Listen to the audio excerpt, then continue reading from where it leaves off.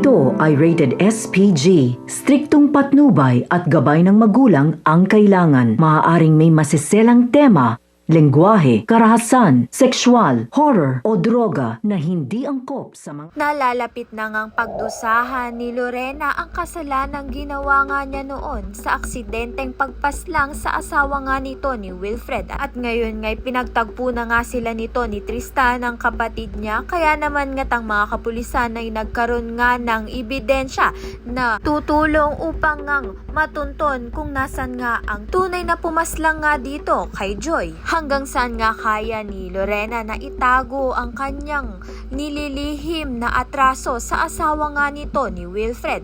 At matanggap pa nga kaya ni Wilfred itong si Lorena ng buo kapag nalaman niya na nga ang katotohanan na sisira sa kanilang relasyon. Sa kabilang banda naman nga, minaltrato nga nito ni Ronnie at ng kanyang boyfriend itong ang si Tristan. Mabuti na nga lang ay dumating itong si Lorena at itong si Wilfred upang ang ipagtanggol itong si Tristan. Ngayon nga ay titira na itong si Tristan sa mansyon nga nito nila Wilfred. Subalit ito na nga ang umpisa na mabuksan na nga ang nakaraan nito ni Lorena.